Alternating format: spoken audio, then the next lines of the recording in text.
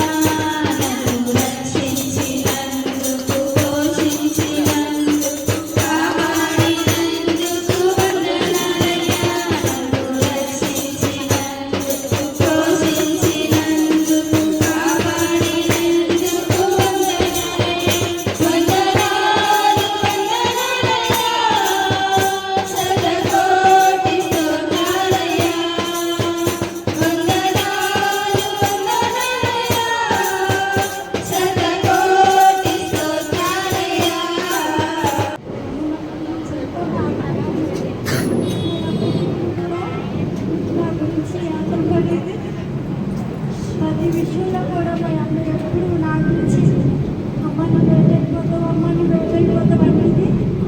కానీ ఈరోజు నాకు మా అమ్మతో ఉన్నాడని తెలిసింది. మా అమ్మ మరి ఎలా మా మామ మా విషయంలో చాలా గొప్పది, చాలా ఎవరు చూసుకోలేదు. మాకు మా సొంత వాళ్ళు ఉన్నారు కానీ మా మామ కూడా ఇంతవరకు ఉన్నాం. ఇదైతే పక్కా ఎంతమంది ఏమనుకుంటున్నారు.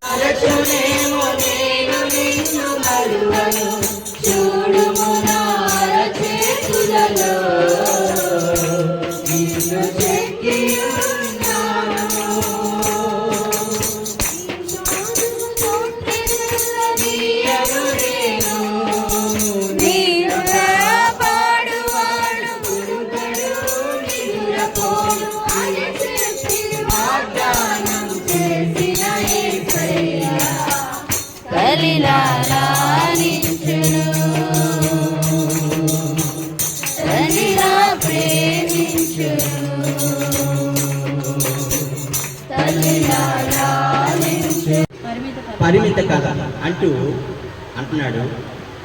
రెండోది ఏంటంటే వారి జనములు కూడా దేవునికి తెలుసు. అంటే మరి అమ్మగారి పేరు ముందు పేరు నరసమ్మ గారు అనుకుంటాను. అయితే ఇప్పుడు ప్రభులో ఆమె రక్షణ పొందాక బాప్తిసం తీసుకున్నాక ఆమె బాప్తిసం ఎప్పుడంటే తీసుకుంది 15వ తేదీ 8వ నెల 2011లోనే ఆవిడ బాప్తిసం తీసుకుందండి. మరి 26 వరకు మరి క్రైస్తవ జీవితంలో అంటే యేసు ప్రభువుని నమ్ముకొని ఆమె జీవించింది. దాన్ని బట్టి సేవకుడిగా నేను అభినందిస్తున్నాను. అందు నిమిత్తంగా మరి నేను చెప్పేది ఏంటంటే అక్కడ యోబు గారు చెప్తున్నారు, చదవండి.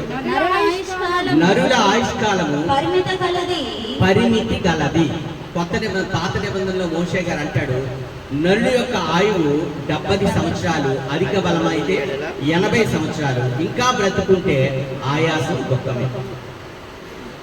నరుడు ఆయుష్ 70 సంవత్సరాలు, అధిక బలం అంటే మంచి ఫుడ్ తిని ఏమండి మంచిగా ఆమె లైఫ్ అంతా సాగితే, లగ్జరీగా సాగితే ఎంత అన్నాడంటే 80 సంవత్సరాలు.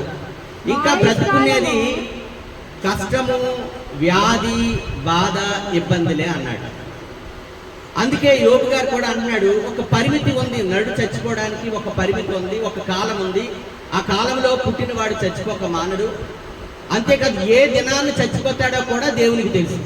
శూరుడైనా ఈ భూమి మీద ఒక దినం మరణించక తప్పదు తండ్రి. పుట్టినవాడు గిట్టక మానదు ప్రభువా. తండ్రి, జన్మించిన వాడు మరణించక తప్పదని నీ లేఖనం సెలవిస్తుంది. దేవా, వయసు అనేది ఎవరు ఆపలేరు, వృద్ధాప్యం అనేది ఎవరు పిలవకంటే వస్తుంది. రెండోదిగా రోగం, పరిశుద్ధాత్మ యొక్క అన్యోన్య సహవాసమును కూడి వచ్చిన మనకు తమ ప్రేమించిన సకల పరిశుద్ధులకు సదాకాలము తోడైండి నడిపించును గాక. ఆమేన్. యేసు రక్తమే చే, ప్రభేసు రక్తమే చే, ప్రభేసు రక్తం సంపూర్ణ విజయం కలుగును గాక.